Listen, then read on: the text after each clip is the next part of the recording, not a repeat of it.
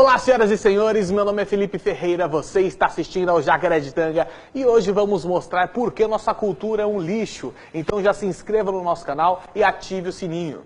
Mas para que vocês entendam, é preciso começar do começo, não é? E nossa história tem início no século XIX, quando um cara chamado Karl Marx criou a teoria do comunismo, um sistema econômico onde a propriedade privada e o acúmulo de capital não existem e o povo trabalha para si mesmo através do Estado.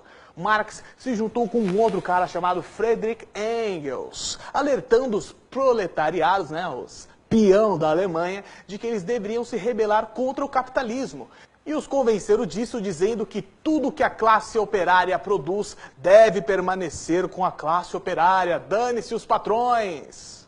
Eles saíram espalhando esse monte de baboseira pela Europa inteira e um jovem chamado Vladimir Lenin aproveitou a desordem provocada pelo início da Primeira Guerra Mundial e decidiu aplicar essa tal revolução do proletariado através de uma revolta armada, surgindo aí a União Soviética.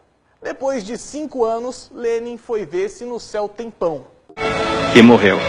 E Joseph Stalin, o cara do bigode grosso, deu um golpe no sucessor de Lenin e assumiu o comando da União Soviética, saindo do poder só depois de 20 anos. Todo mundo viu o fracasso do primeiro experimento marxista no mundo, no qual matou 20 milhões de pessoas, e então criaram na Grã-Bretanha a Sociedade Fabiana, conhecido também como Socialismo Fabiano, que pretendia aplicar o comunismo de uma forma progressiva e não metendo louco como Stalin fez. A ideia era apresentar o Estado como provedor do bem-estar social e taxar o povo com impostos de pouquinho a pouquinho para que eles não percebessem o cerceamento de suas liberdades individuais, mas é claro, tendo como foco ainda a defesa do proletariado.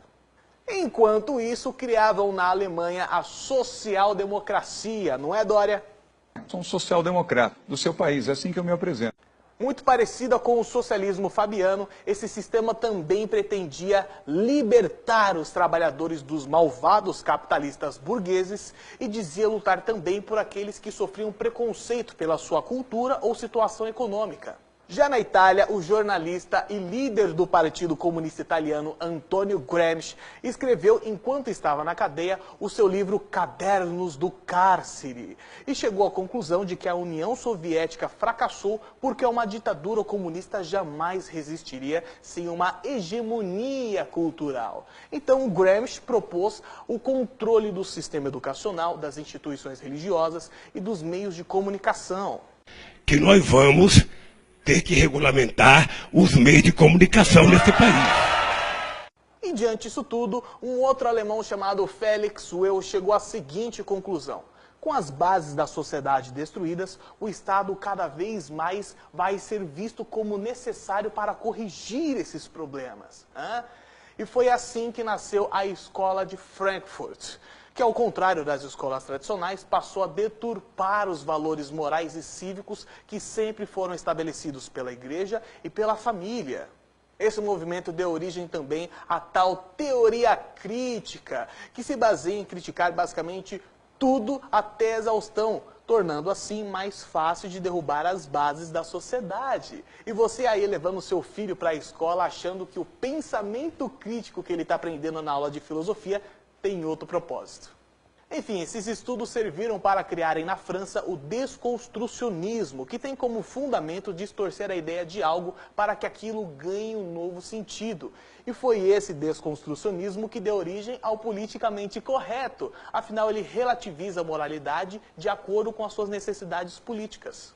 Um membro da Escola de Frankfurt e também do Partido Social Democrata Alemão, Herbert Marcuse, é difícil falar o nome desse pessoal, né? O vídeo inteiro só com nome difícil, impressionante. Herbert Marcuse admitiu que o capitalismo foi um sucesso e tornou a vida dos proletariados boas demais para usarem eles como ferramenta de revolução. E foi aí que a esquerda passou a adotar a primeira minoria, os criminosos, que até hoje são as vítimas da sociedade. Ele determinou também que a masculinidade e a feminilidade não eram diferenças sexuais essenciais da natureza humana, e sim construções sociais, e defendeu que a libertinagem sexual seria uma reação aos malditos conservadores. Foi aí que nos Estados Unidos nasceu a New Left, uma esquerda humanitária que focava em pautas progressistas bonitinhas, como a defesa das minorias, o ambientalismo, o feminismo, mas sempre com o mesmo objetivo final, a revolução.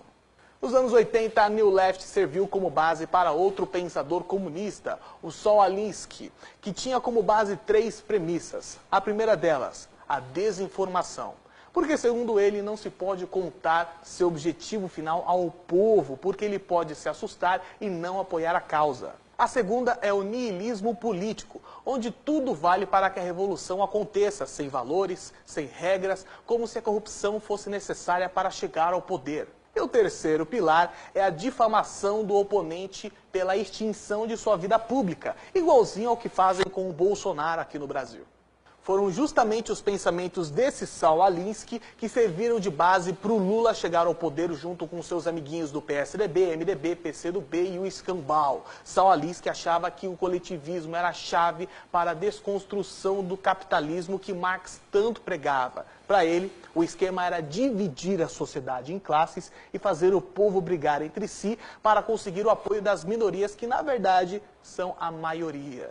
A defesa de pautas progressistas resultou também na criação de uma infinidade de ONGs que sempre receberam bilhões do dinheiro público de vários países para ajudar apenas na composição do quebra-cabeça chamado marxismo cultural. E é por isso que nossa cultura é um lixo. É por isso também que estamos perdendo crianças para o tráfico. Por isso estamos nas piores posições de ranking de educação. Por isso estamos indo cada vez mais para o fundo do poço. O marxismo está enraizado na nossa cultura. E não pensem que o Bolsonaro vai conseguir reverter isso sozinho, porque não vai. Não vai. Bolsonaro é só o começo.